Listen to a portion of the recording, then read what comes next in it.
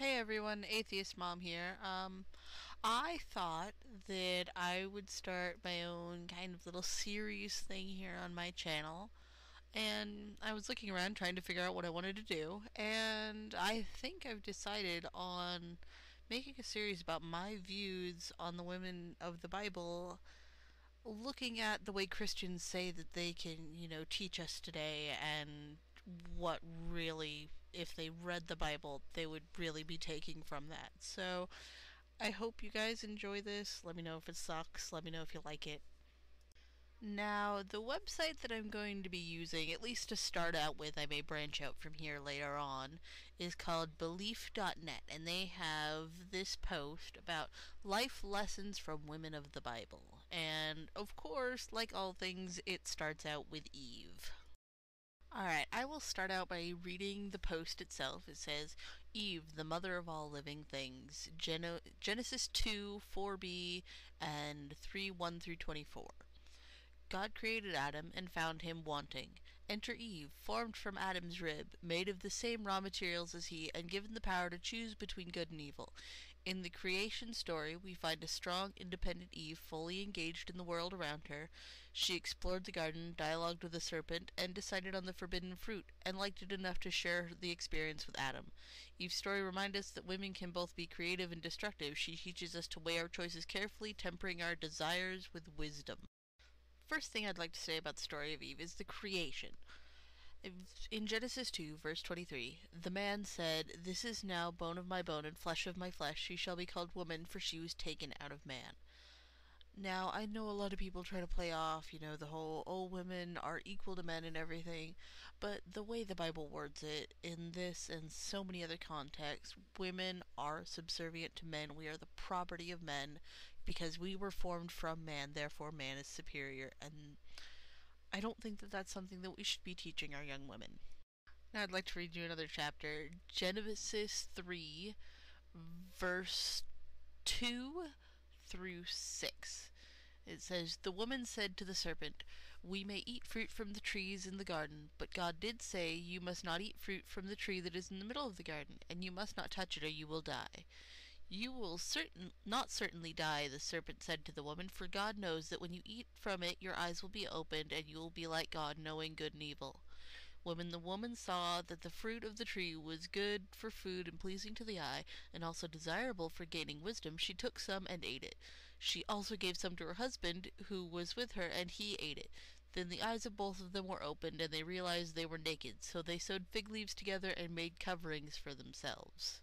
Okay, so this woman who knows about God, she has seen God, she was created by God, she has a personal relationship with God for an unknown amount of time, they don't specify in the Bible, takes 2 lines of dialogue from a snake, and she is that easily convinced.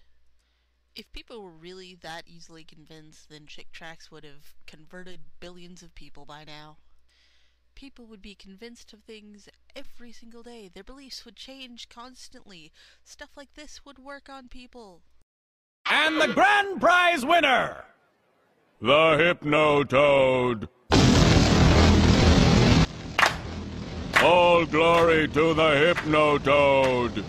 But you see, that shit just doesn't ever happen. No one is that easily convinced. And then, of course, Genesis goes on. Genesis 3:16. To the woman he said, I will make your pains in childbearing very severe. With painful labor you will give birth to children. Your desire will be for your husband, and he will rule over you. Now, I don't know about the rest of you women out there, especially you Christian women, but when I hear a line like, and he will rule over you, that just grates me absolutely the wrong way. There is no way in hell my husband rules over me. We are equal partners in this relationship. And really, what is this teaching our daughters?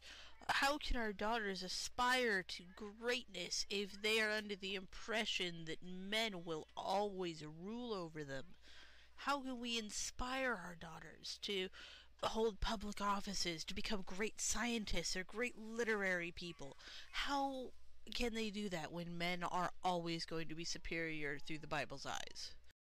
The truth is they can't. And for the future of women and our daughters, we really need to discard these old, antiquated ideas and, in my opinion, religion along with it.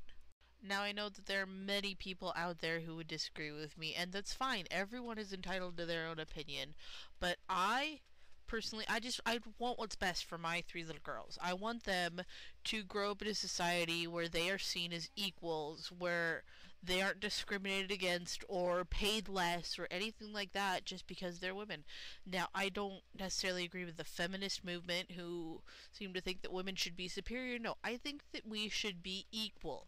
And certainly the Bible does not support that. Alright, I think that's all for now. I know it was a bit short, but with Eve, there's not really a whole lot to go on. There wasn't really a whole big story about her in the Bible. It was just very short. I'm hoping that with other women of the Bible, that I will be able to go into way more detail because there's way more story to them. So, if there are any women in particular that you would like me to talk about, go ahead and leave it in the comments, and I will definitely do my best to get them out as soon as possible.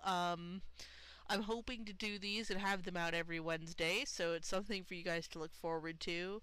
If you like my stuff, subscribe to my channel. If you could, just give me a shout out on Twitter, or Facebook, or wherever. I could really use some new subscribers. I'm really hoping to grow this channel, and every little bit of help is very much appreciated. Thanks, everybody. Atheist Mom out.